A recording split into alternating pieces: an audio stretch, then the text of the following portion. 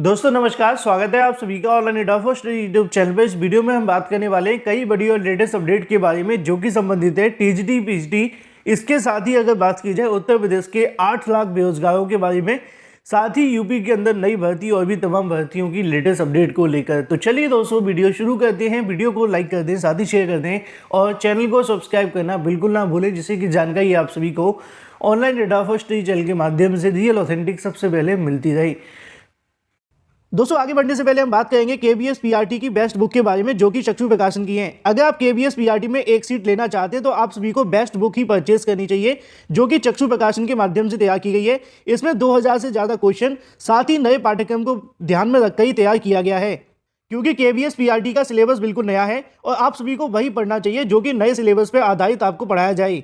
और चक्षु प्रकाशन की ये बुक बिल्कुल नए सिलेबस पर ही आधारित है, जिसमें आपको करंट अफेयर, इसके अलावा जनरल इंग्लिश, सामान्य, इसके अलावा अगर बात की जाए शिक्षा शास्त्र, पर्यावरण विज्ञान, कंप्यूटर ज्ञान और भी तमाम जो सब्जेक्ट आप सभी के पूछे जाने उन सभी को यहाँ पे रखा गया है। और कंप्लीट आपको स्टडी गाइड देखने के लिए मिलती है। जैसा कि आप सभी अपनी स्क्रीन पर देख पाए, सभी महत्वपूर्ण जानकारी आप सभी को इस बुक के अंदर देखने के लिए मिलती है।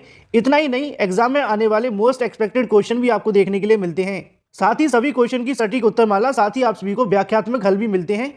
इस बुक को आप अमेजॉन या फ्लिपकार्ट या फिर अपने नज़दीकी स्टोर से परचेस कर सकते हैं। अमेजॉन और फ्लिपकार्ट के लिंक आपको वीडियो की डिस्क्रिप्शन में दिए हैं, अभी जाएं और परचेस करें।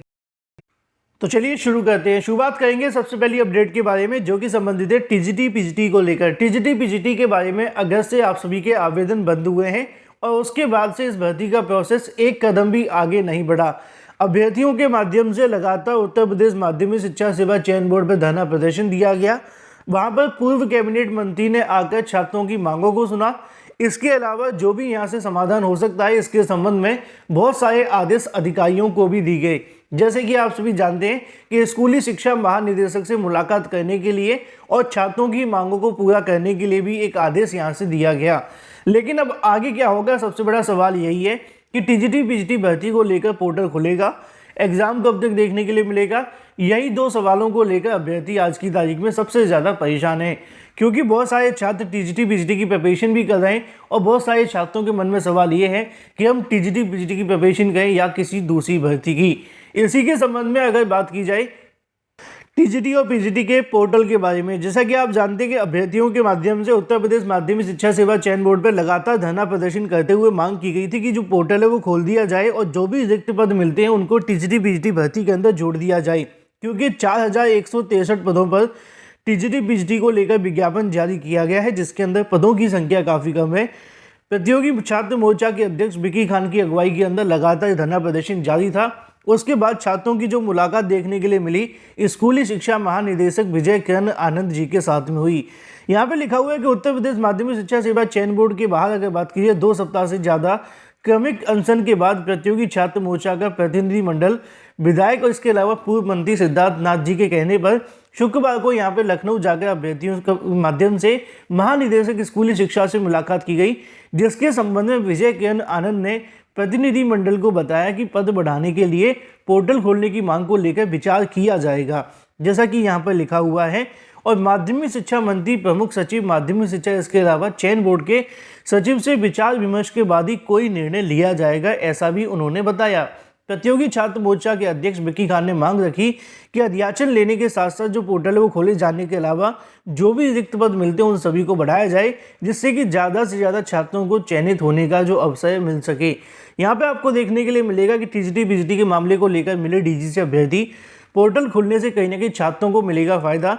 अगर यहाँ पर रिक्त पदों की संख्या बढ़ जाती है, जैसे कि 4163 पद हैं, अगर ये बढ़कर 4500 हो जाते हैं, 5000 हो जाते हैं, तो इससे निश्चित तौर पे बीएड और बीटी मतलब बीएड छात्रों को एक बड़ा फ़ायदा देखने के लिए मिलेगा। लेकिन जब तक ये होगा नहीं उससे पहले अभ्यर्थी लगातार अपने प्रयास कर रहे हैं। उसी के संबंध में ये लिखा हुआ है कि विमर्श के बाद पोर्टल खुलने को लेकर निर्णय। बात कर लेते हैं अपनी अगली अपडेट के बारे में, जो कि संबंधित है उत्तर प्रदेश के बेरोजगारों को बेरोजगारी भत्ता दिए जाने के संबंध में। आप जानते हैं कि सरकार के माध्यम से कई नई नई योजना लाई जाती हैं। इन योजनाओं के आने की वजह आप जानते हैं चुनाव होते हैं, क्योंकि प्रदेश सरकार के माध्यम से पहले भी ऐसी कई योजना लॉन्च की गई हैं, चाहे वो टैबलेट को लेकर हो या फिर स्मार्टफोन के बारे में। जब यूपी के अंदर विधानसभा चुनाव चल रहे थे तो सरकार के माध्यम से टैबलेट और स्मार्टफोन दिए जाने को लेकर यहाँ से योजना लॉन्च की गई थी। कुछ को मिले, कुछ को नहीं मिले, कुछ अभी भी लटके हैं। लेकिन इसी बीच अगर बात की जाए तो लोकसभा चुनाव आप सभी के बीच आ रहे हैं और उत्तर प्रदेश एक बड़ा राज्य बनता है लोकसभा चुनाव के लिए। इसी बात को ध्यान में रखते हुए राजनीतिक पार्टियों के माध्यम से अब एक और नई योजना लॉन्च की गई है जो कि संबंधित है उत्तर प्रदेश के लगभग 8 लाख बेरोजगारों को 9,000 रुपये का भत्ता दिए जाने के संबंध में। किस किस को मिलेगा वो मैं आपको बताता हूँ। इसके बारे में जानकारी आपको यहाँ से देखने के लिए मिल जाएगी। लगभग 7.5 लाख युवाओं को बनाएंगे दक्ष, ऐसा कहना है सरकार का। 9,000 रुपये का जो बेरोजगारी भत्ता है वो यहाँ से दिए जाने को लेकर जो योजनाएं बनाई जा रही है। प्रदेश की अगर बात की जाए बेरोजगार युवाओं के लिए एक अच्छी खबर है। सरकार मुख्यमंत्री प्रशिक्षु योजना के तहत 7.5 लाख से ज़्यादा स्नातक उत्तीर्ण युवाओं को तकनीकी रूप से दक्ष बनाने की योजना बनाई जा रही है। इसके तहत सरकारी व निजी क्षेत्र के संस्थानों में 1 साल का प्रशिक्षण दिया जाएगा। साथ ही प्रशिक्षण के दौरान प्रत्येक प्रशिक्षु को 8 से 9,000 रुपये भी दिए जाएंगे। इस प्रस्ताव को मूर्त रूप देने के लिए काम शुरू हो गया है। प्रदेश सरकार की यह योजना परवान चढ़ी तो लोकसभा चुनाव से पहले बेरोजगार युवाओं के लिए यह एक बड़ा तोहफा होगा। लेकिन मुझे नहीं लगता कि रोजगार को लेकर या फिर बेरोजगारों को इससे कुछ ज़्यादा फर्क पड़ेगा। 8 या 9,000 आज के समय में कुछ ज़्यादा नहीं है। नीचे लिखा हुआ है कि योजना के तहत प्रत्येक जिले में 10-10 हज़ार स्नातक उत्तीर्ण युवा चुने जाएंगे। यह युवा मुख्य रूप से BA, BSc, BCom या इसके समकक्ष स्तरीय डिग्री या फिर इसके अलावा जो भी डिप्लोमा धारक होंगे उन सभी को चुना जाएगा। बाकी आपके विचार कमेंट बॉक्स के अंदर आमंत्रित है, अपने विचार देकर अवश्य जाएं। चलिए बात कर लेते हैं अपनी अगली अपडेट के बारे में जो कि संबंधित है उत्तर प्रदेश के अंदर आने वाली 14,000 पदों पर नई भर्ती के बारे में। उत्तर प्रदेश में 14,000 से ज़्यादा पदों पर एक नई भर्ती को लेकर जो विज्ञापन है वो जारी किए जाएंगे, जिसकी जानकारी यहाँ से दी गई है। 26 तारीख को जारी होगा PET का परिणाम, ये तो आपको बता दिया गया है। लेकिन PET परिणाम के साथ ही 14,000 पदों पर एक नई भर्ती भी आपको देखने के लिए मिलेगी, जिसके बारे में डाटा नीचे दिया गया है। अगर बात की जाए कनिष्ठ सहायक के बारे में तो 5,000 आपको पद देखने के लिए मिलेंगे। कृषि प्राविधिक की अगर बात की जाए तो 3,500 पद देखने के लिए मिलेंगे। गन्ना पर्यवेक्षक के 951 पद रहने वाले हैं। ग्राम पंचायत अधिकारी के 2,500 पद देखने के लिए मिलेंगे और ग्राम विकास अधिकारी के 2,100 पद देखने के लिए मिलेंगे। कुल मिलाकर इतने पदों पर भर्ती का जो विज्ञापन है वो जारी होगा PET 2022 के बाद। बात कर लेते हैं अपनी अगली अपडेट के बारे में 69,000 शिक्षक भर्ती को लेकर। 69,000 शिक्षक भर्ती के अभ्यर्थियों के माध्यम से बैठक की गई।